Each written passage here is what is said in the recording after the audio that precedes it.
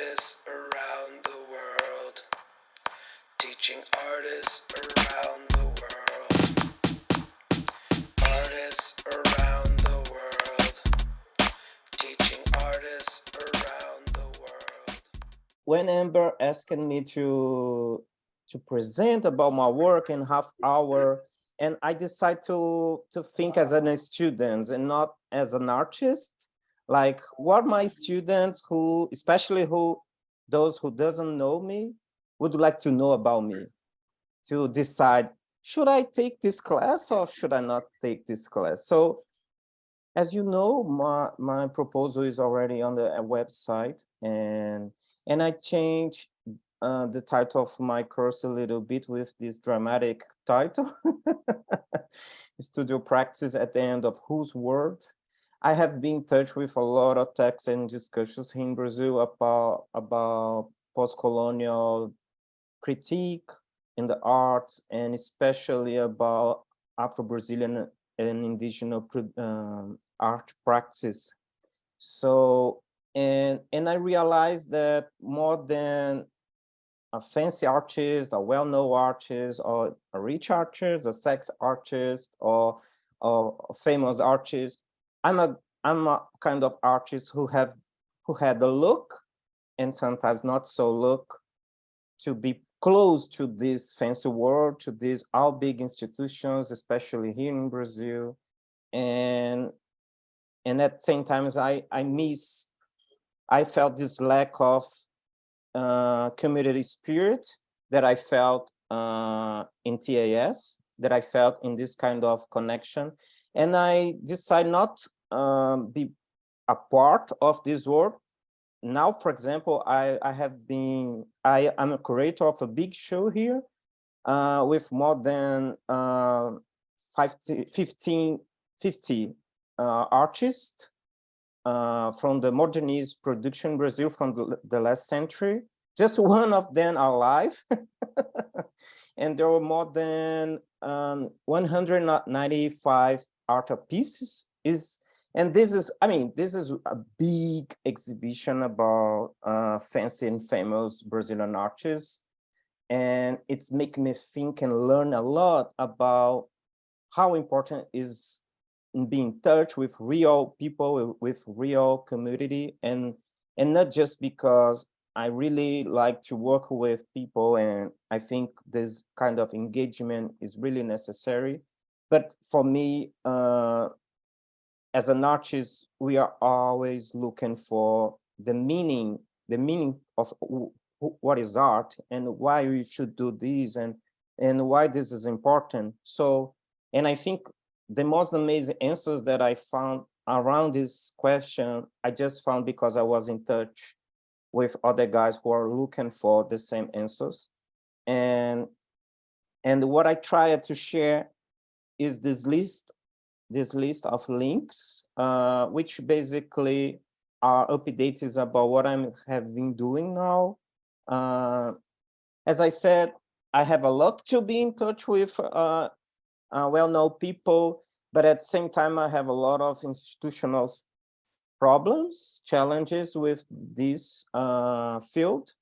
And it's because definitely it's because my engagement, my political engagement, and not only connect with my identity, but especially about the forces that organize this institution, especially here in Brazil. So, and part of my resource, my tools to get in this fight is by criticism. I used to write a lot. I used to organize some publications.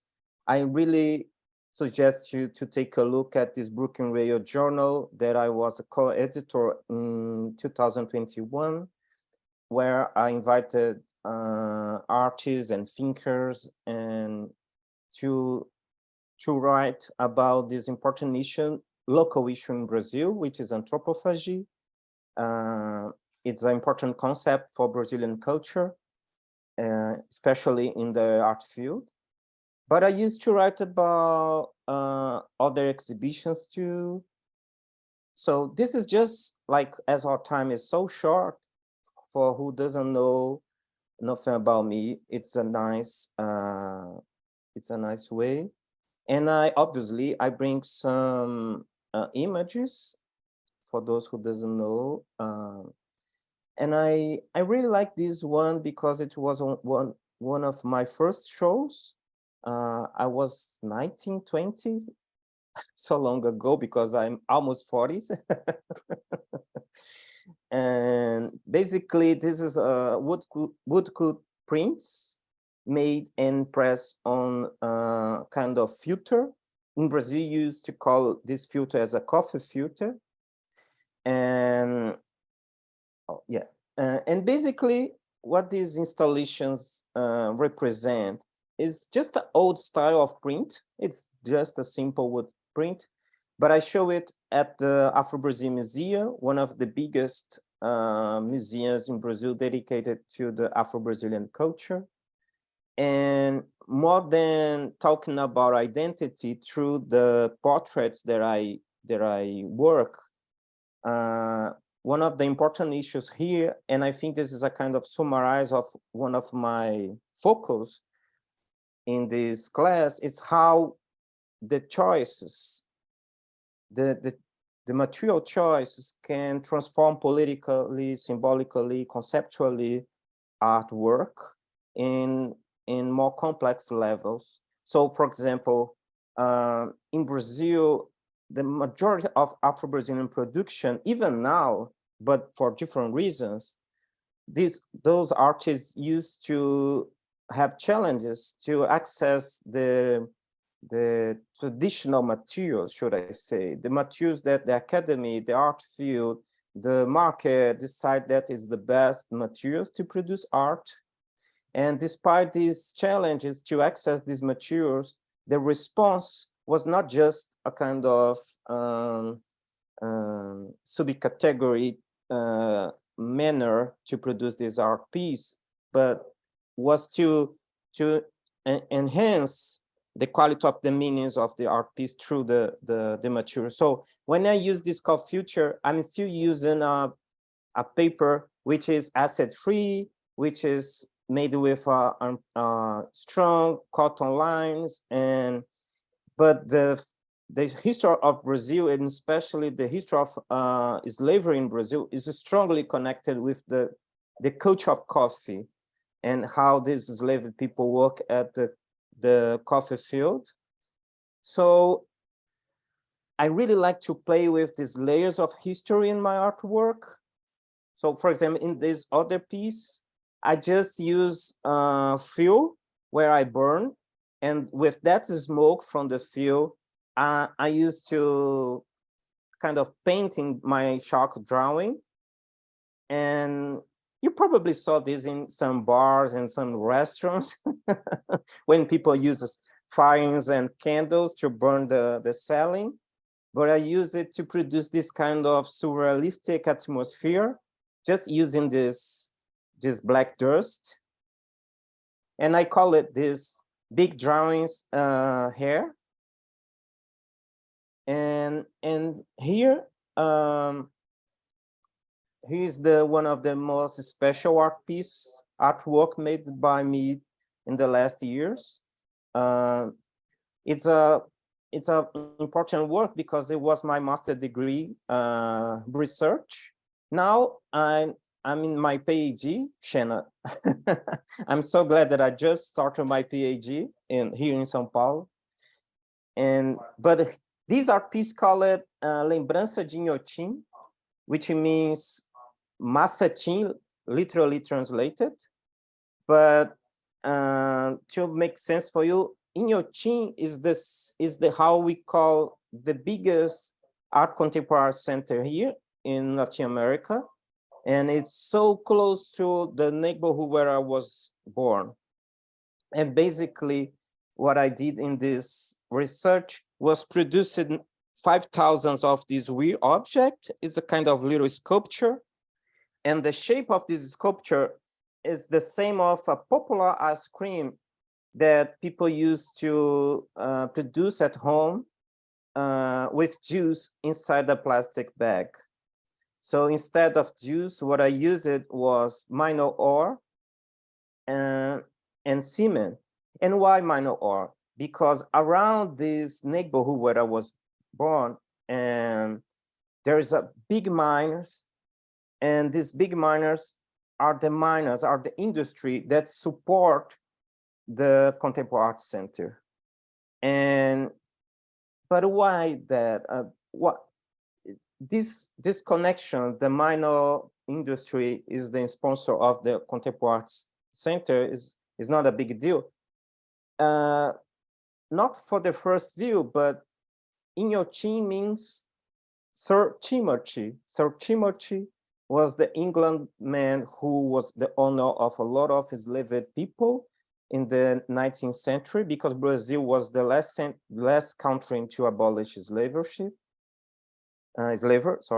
And what I'm trying to do here basically is show through art piece how to explicitly show the connection between not only the pollution and this kind of industry, but how this industry and the contemporary art field is connected with our past.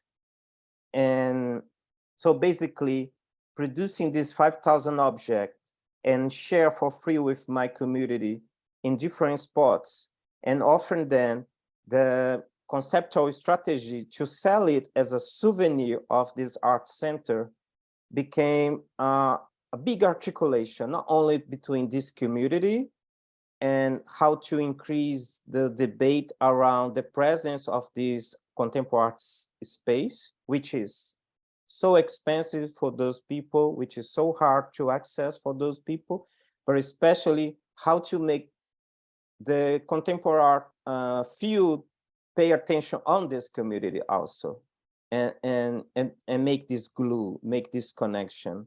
So basically, it's a big intervention. So for example, this is my neighbor, her name is Simone. She has this little shop of little objects, but she accepts to be a kind of curator of this art piece in her space. And it was so fun. It was so fun to see how she plays with the same tools that as a curator used to play in the art gallery, like speculating about this object, because we decide to sell this object 49.9, but they can decide any value for this object. And she's Solange. She has a hair salon, and she also sells this object. And they obviously, probably you have a lot of questions about, they sell it, it was possible, what they think about this object, they understood the project.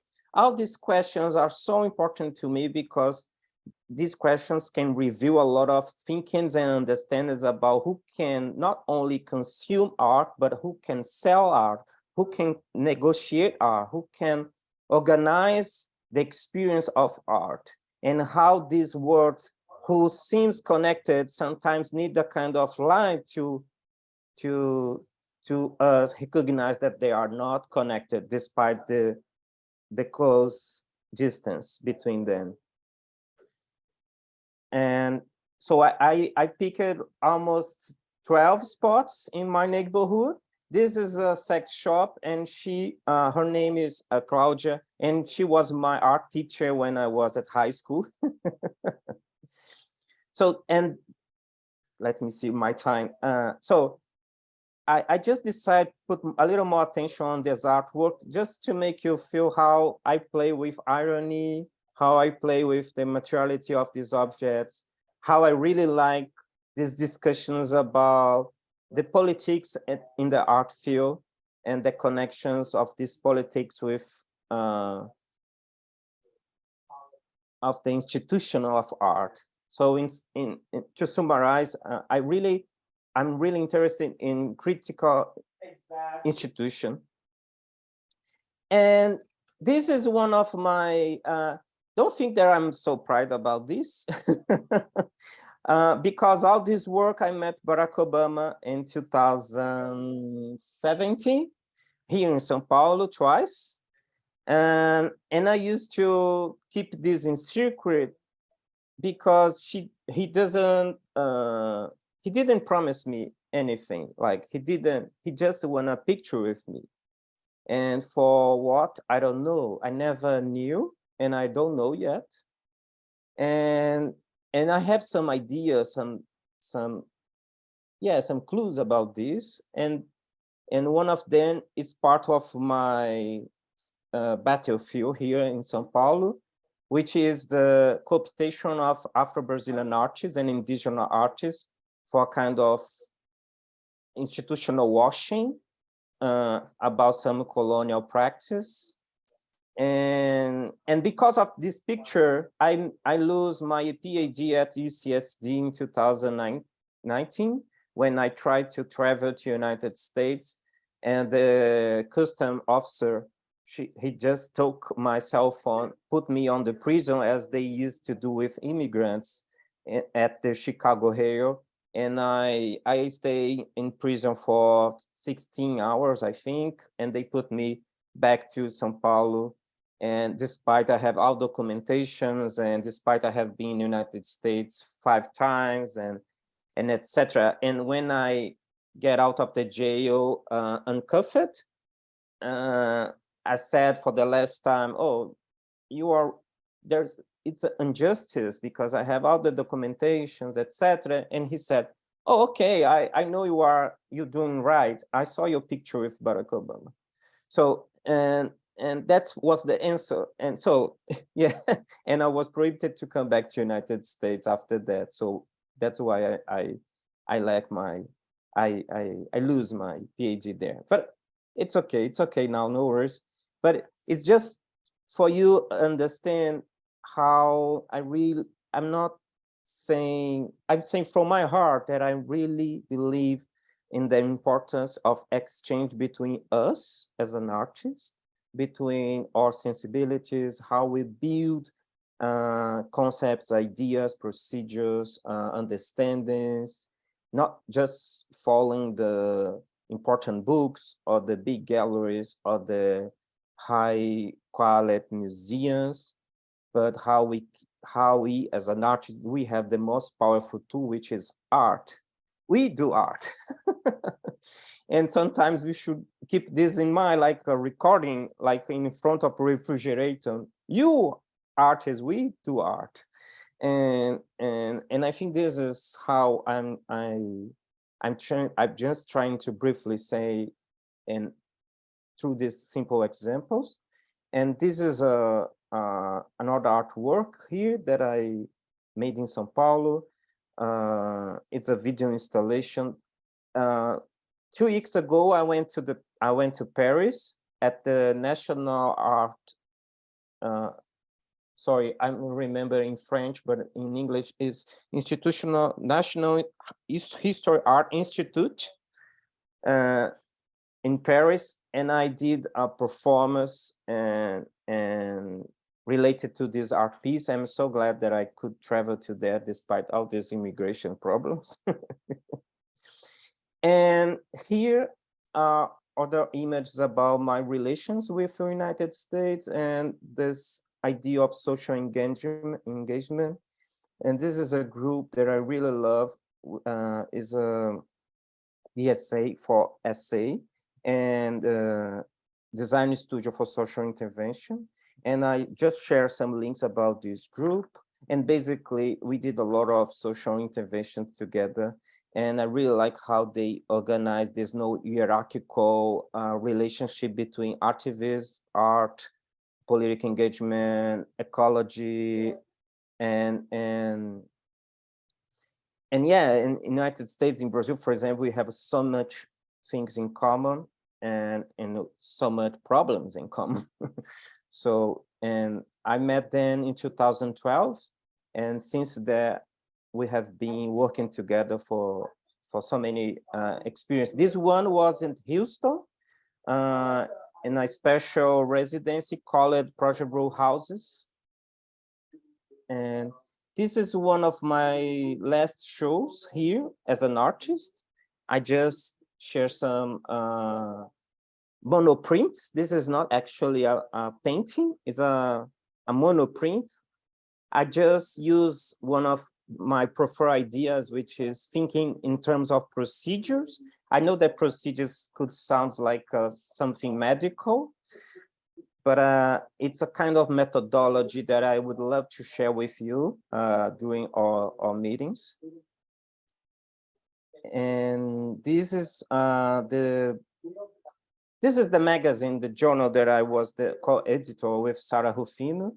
There I shared the link with you. Amber, you can see that I'm running, hoping that I will given time to the questions. I mean, if you have any questions, as I said, you can interrupt me anytime. So just for those who are interested in what I'm planning for this course, it's basically think about who have been in touch with the end of the world, with the apocalypse. I have this short discussion with Nato about why not set studio practice at the end of the world. But my experience as an artist and as a thinker, as a researcher, is that the world have been ending for so much time for specific people, for a specific way of thinking, for a specific kind of understanding what is life, what art could be, for example. So, and as an Afro-Brazilian artist, and as a more than that, as a guy who have never accessed the history of my family because of the violence of colonialism, for me, practice this identity was a big challenge because I had to create, I have to invent all time what means for me be Black, and not just grab some prompty description about what is the Black identity, what is the indigenous identity, etc. And these issues became so important to me, but suddenly, I mean, not suddenly, but in touch with a lot of researchers that I respect and thinkers, we realize what is almost obvious, that there is no Brazilian art without the contributions of these people. So I decided to pay attention on not only at the Afro-Brazilian and indigenous art practice here in Brazil, but I start to pay attention in the contribution, the presence of these understandings in any other artists here in Brazil. And it's make me realize a lot of amazing things. And I bring some examples for you just to make you understand a little better what I'm saying. So, and what is this criteria I use to try to identify this? I just drawing this kind of graphic to make a little more easy to understand this middle point here, this purple point between what is official and what is not official, what is common, what is individual, what is remarkable, what is forgettable. I mean, all these autonomous, all these oppositions, and trying to find something that is in the middle of these two. And this is, I will back for this, but my example is, for example, this is an example would be more easy for Sean already know this example, but you probably know Ligia Pop. Ligia Pop is a well-known Brazilian artist that I really like. And in this class, I used to call this meeting Black Friend, White Artist, because she's well-known for a lot of art pieces, and this one is a special one called the divisor, and I hope that we can go deep in this art piece and understand not only the conceptual and philosophical meanings of this piece, but how she could articulate this with the culture of samba of Rio de Janeiro. And usually when the critique, the official books, the official art histories talk about the art piece, they some sort of ignore the contribution, the presence of these connections between Lijapap and this Black community in Rio de Janeiro. And so what I'm trying to do, I mean, what I'm going to do in our meetings is to think about this contact, this contamination, not as a kind of stole idea or a kind of robe or appropriation, but a kind of procedures. How thinking this, how we can transform these strategies as a sort of procedure that we could apply in all in our work. And for example, other example about this, Claudia Andujá, which is a famous photographer here in Brazil. She is present in the Brooklyn Radio Journal. I had amazing time with her, interview her, and she's elder. She's like almost 90 now. It's amazing, met an artist at that age with that experience. And again, in this meeting, my proposal is thinking about this indigenous friend and this white artist. So she was being in touch with the ayahuasca culture, with the Yanomami. She took some hallucinogenic kind of tea, and she had a lot of hallucinogenic experience. But what I'm planning to talk with you is not about this hallucinogenic experience. It's how she stayed with them for almost 1 year without taking one picture, just living with her, just being with them. And she realized that she should pick, she decided that the battlefield of her work was on the image, was literally on the image. So what she realized that she should use Vaseline, that substance on the lens to make this blur, to make this a blur image. So it make the image a little not professional, especially if you compare with the Brazilian tradition who used to take pictures of indigenous people. So at the same time, we are talking about conceptual procedures, but have which is embedded in the materiality of these procedures also. And I can keep going, but maybe I should give time to answers and doubts. And sorry, Tiago, I didn't understand what you said because I mean we can open it up to questions, and then if we can always dive into more projects if people don't have much questions, or maybe a question prompts diving into another project as well. Is there any immediate pop-up questions that anyone has from Tiago's presentation so far?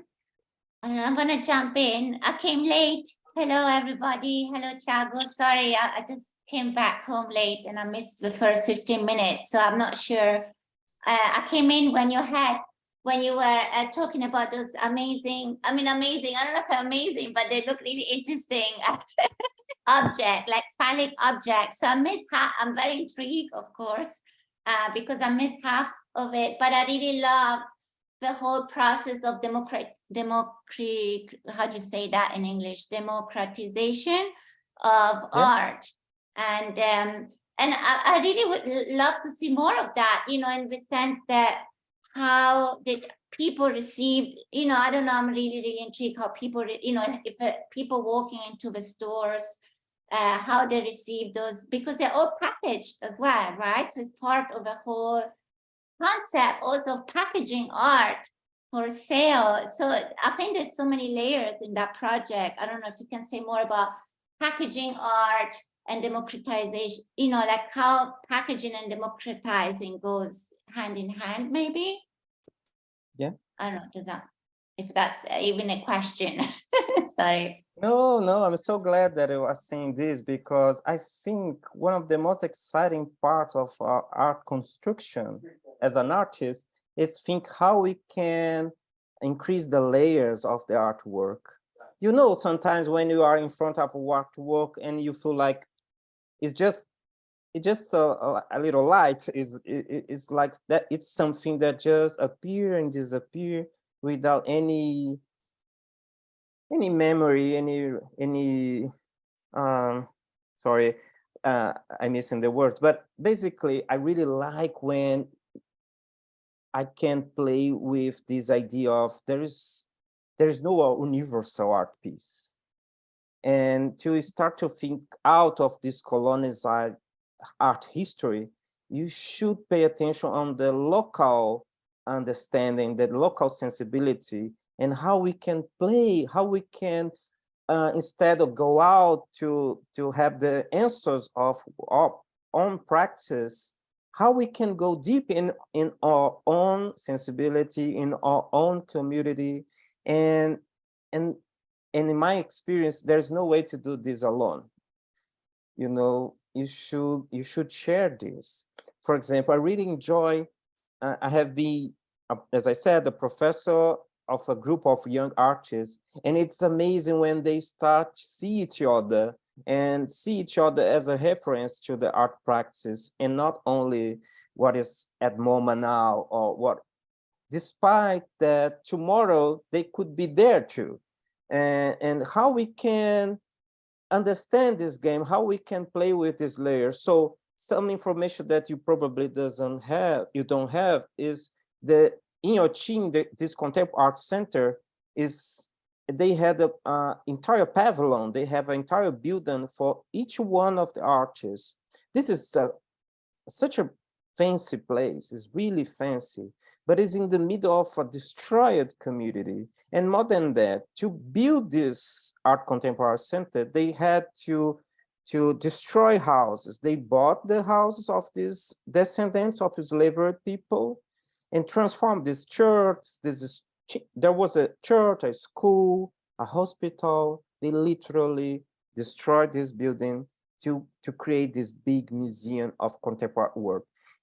And you can be there in this fancy place, like a contemporary Louvre, and see Matteo Berni art, Matteo Berni Pavilion.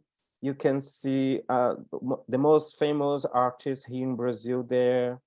So it's so fun to see how the shape of this object, which for a lot of people who never been in touch with this specific ice cream, just can see that as a dildo, as a kind of phallic form.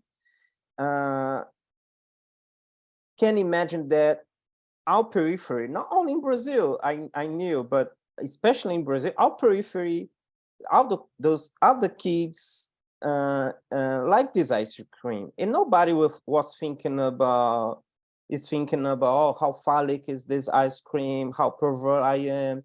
So it's, for me, it's so interesting as a person who had the luck to be in touch with this fancy world, but at the same time is still belonging to this community in so many different levels.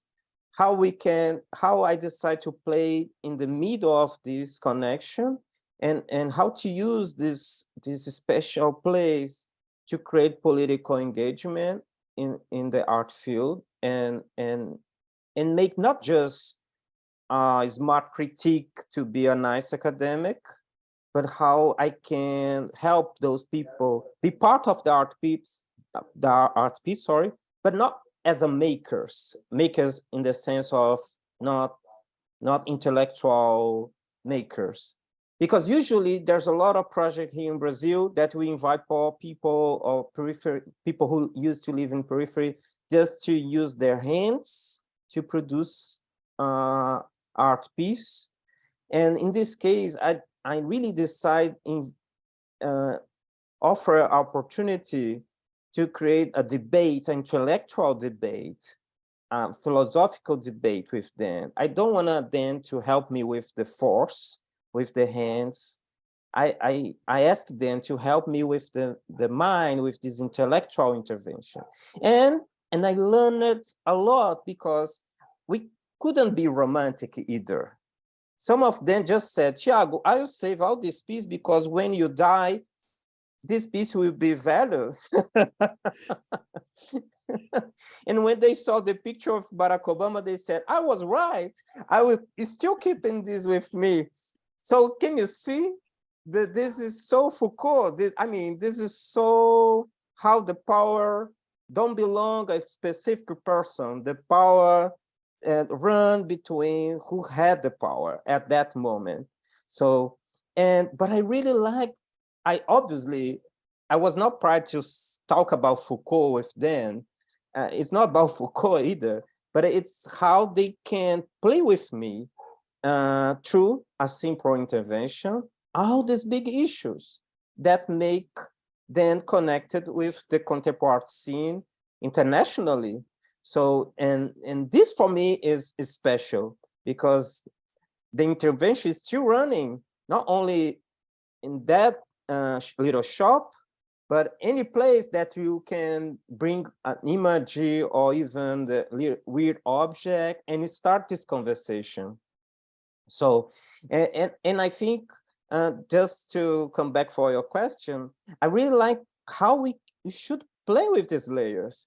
You should think that just a dust who I collected from the trucks that carried the ore of this industry. I mean, this is a really affordable material, but how we can play with these ideas and how we can organize this collectively is what makes this artwork relevant for me, for example. And I'm really enjoy it. It's not mean that I don't like to paint, I don't like to draw. Obviously, I like, but for me, all this part have connected. For example, by the orange color of this artwork, because socially, not only here in Brazil, but even in the United States, for example, the orange is the color of emergency, is the color of the tools. When you go to Home Depot, you will find like a hammer, which is orange, and Spanish translation to the workers. When you see a picture of Guantanamo, you see the orange uniforms. When you see cleaners in Brazil, when you see workers in Brazil, they are wearing orange clothes. So, and not by chance, orange is the color of the emergency in some different levels. So I'm not I'm not creating a blue, my orange as my blue. What I'm doing is, again, play with the shared ideas, shared layers around a conceptual idea, and how we can, as an artist, we have this amazing tool, which is play with aesthetics and play with these symbolic meanings through visuality, to materiality, to display, to connections. So I hope I was clear. Yeah, I love, did. the play that you're describing, like layering the cultural symbolic significance of the objects, of the colors, and, and in a sense, opening up to philosophical discussions. I love that. I feel like something that I'm thinking though, I mean, I don't know enough, so I'm just like putting it out there with no, Please. I just like, I think it's really interesting. I don't know, for me, it's just coming in my mind and I need to figure it out for myself. So I'm throwing it to you. How I'm not taking, for example, the phallic objects, that's how we train to describe it. So as you say, but also like how how they mass produce. It looks like from what I saw that this kind of like mass production and packaging of it, which kind of resonates, you know, back. I don't know, it's like I feel like myself, how do I get rid of a system by using it? Or I think I don't even know how to express it, but that's a question. I'm using the same system that is actually somehow oppressing me, you know, like mass producing something and packaging it. How do I get out of it? I think that maybe where I'm at, but it's not a critique at all. So it's just like it's just coming out in my head as I'm talking. But Claudia, I think what you do, and it's what I hope which should happen in your meetings, like just find a nice problem to work on it. I think this is all. This is a task. I mean, for example, do you know this Ghana artist called El Natsui? He's an African artist. I'm seeing that Karen said yes. His work is so beautiful to see. I've seen these really, really beautiful long wall pieces in particular made by all the crushed bottle caps and bits of metal, and that he has many, many people on the ground and in their lives working on helping gather those pieces and put them together to make these incredible multicolored fabrics out of these crushed bottle cap pieces. Is that correct? Yes. Natsui? Yeah. Oh, someone just shared the link here. Thank you, Sarah. So basically, Carrie, right? Carrie did amazing contribution. And she described the really pretty side of this art piece. But trying to answer you, Claudia, what El Natsui does, which is a little, which you should observe independently of our interest in African art or contemporary African art, is he works with a pattern, like he used these little pieces of bottles, and he like, usually, do you know this kind of artists who have a sort of mannerism, like they just reproduce themselves in so many times until someone get bored, you know, until discover something new to play in this art field. But El Natsui, he discovered something much more smart than that. He discovered the power of the pattern, because he created a kind of model that he can reproduce and just rotate it, turn around, and through this alteration of the pattern, he can produce new art pieces. And better than that, doing that, he can produce this piece in a monumental way. And what I'm trying to say, he created a special and strong procedure. It's more than a conceptual idea. It's literally a how-to that can, at the end of the process, create different art objects. And it will be much better to describe this with images. We can do that, obviously, but this is the weird way to thinking about modularity, to thinking about mass production, because if you see his artwork, you have difficulty to see the repetition of the artwork, but you after this lens, after this focus that I'm giving you, you see how he is just doing a kind of mass reproduction of the artwork. So he's just updating this in a smart way, which means a lot of problems, especially with his community, because he's being used for a lot of museums in Europe to update this idea of anthropological museums and all this dirty past of these institutions. But at the same time, she used she was the help of the workers of his community who is still poor, who is still living in bad conditions. There's a lot of images, a lot of documentaries about the different steps of the production of this work.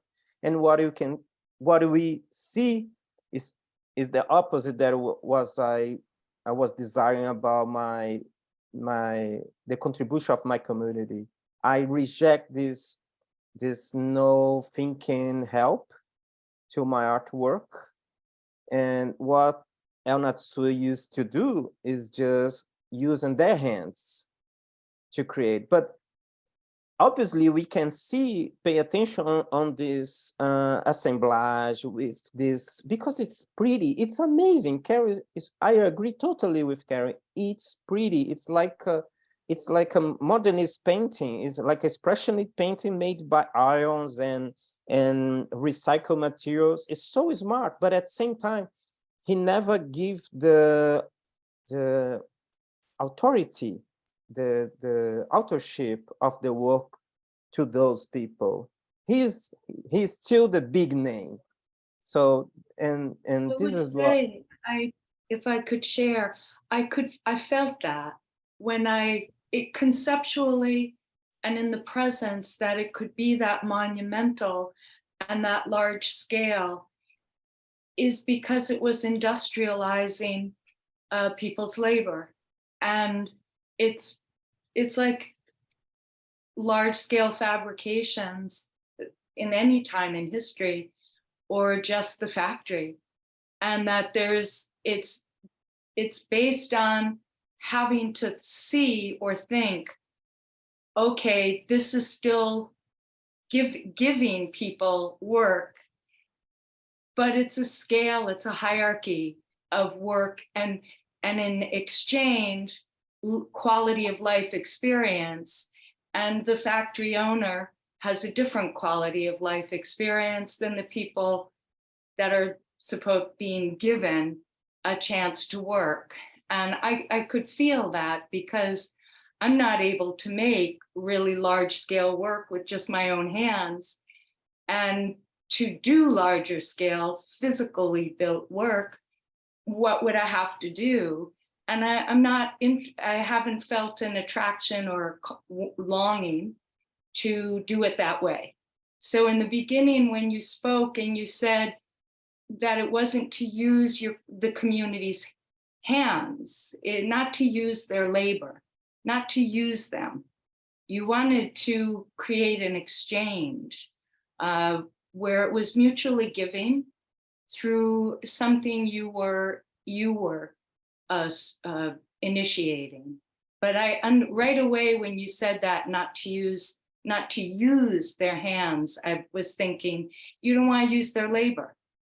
You don't want to exploit their labor, is what I also, yeah, and I also was thinking about how does this work almost like when this work is brought into an institution, how does that excuse that institution instead of forcing that institution to change? And I think like one of the things that really excites me about your course and this whole concept of what's the studio practice at the end of whose world is, how can we find other places to go and exhibit and almost force those institutions into change, because we're not being complicit and we're not giving them the ability to like utilize this as an excuse for bad behavior and like continuing the exploitation of labor of artists across the world and the promotion of a very few elite, privileged, approved individuals that can then like be the name and I don't know, figurehead of this illusion of change that actually doesn't change anything. And what really excites me about your practice is kind of thinking about what are the different ways we can use just public space engagement and community to bring this work directly to the people who it's about and engage them in that.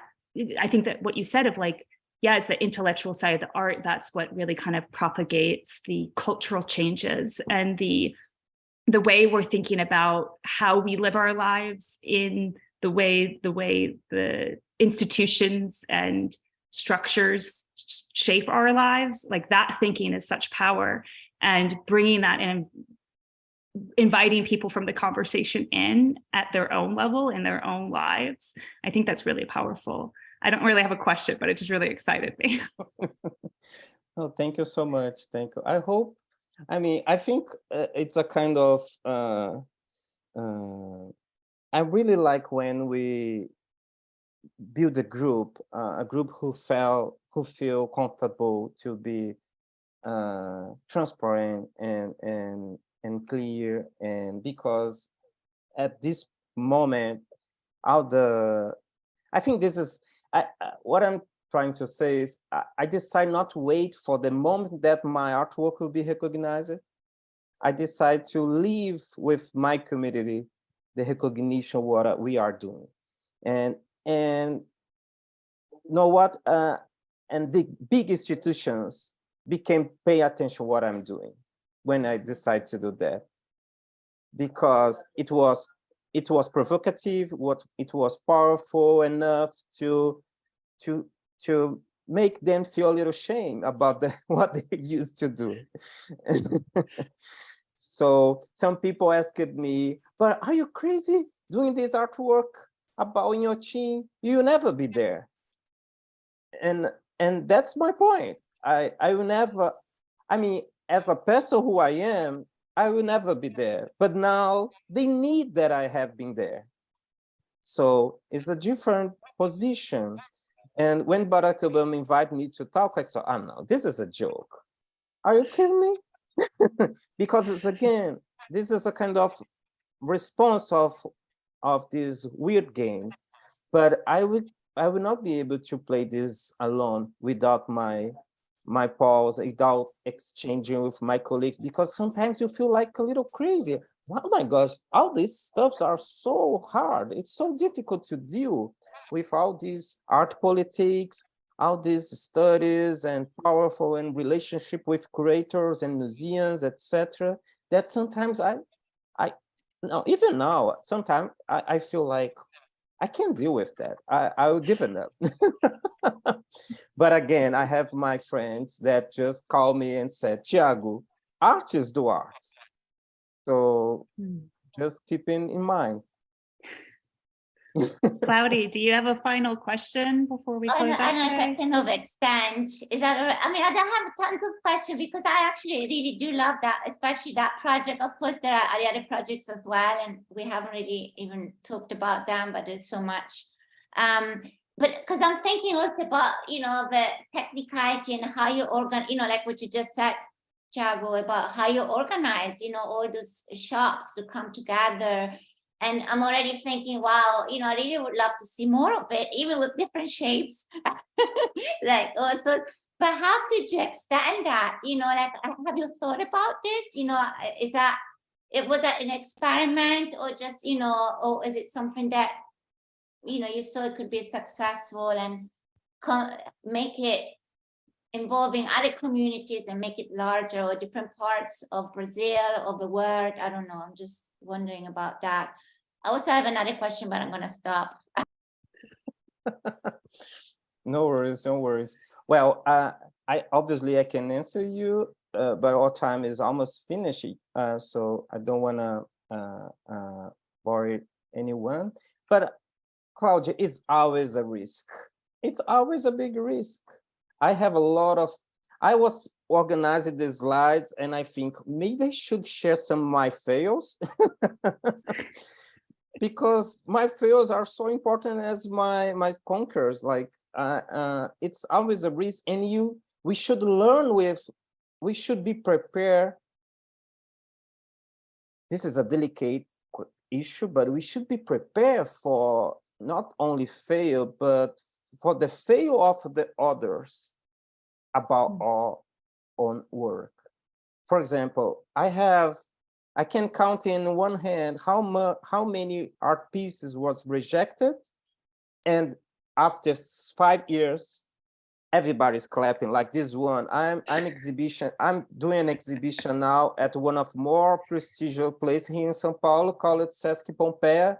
I can share a link with you about this artwork. It's the artwork that Amber used in the Instagram. It's like a space travel machine, like a video inside. I offered that project almost 7 years ago, and everybody from that institution said, sorry. And now everybody's inviting me for dinners, you know, and it's make me feel like they fail. I was not failing, they fail, but I almost fail in believing on them, you know, like it's so hard to build this kind of skill to survive this kind of failing, this kind of risk, this kind of no understanding about what we are doing. So, and I think it's sad that our time is short because I can share a lot of funny things about that story. I fail so much. I just need to say that. I think the acceptance of Thank failure is very important. Thank you, Tiago. Thank you, everybody, for coming today. So lovely seeing all of y'all. Thanks for coming. Those of you who I haven't seen in a while, it was great to see you. I hope to see you again soon. Tiago, lovely as always. I'm so excited for your class coming up, and it just sounds amazing. So thank you so much for sharing your work with us and your processes and procedures. Have a great day, everyone. Thank Bye you. bye. Thank you so Tiago. much. Thanks, Amber. Artists around the world, teaching artists around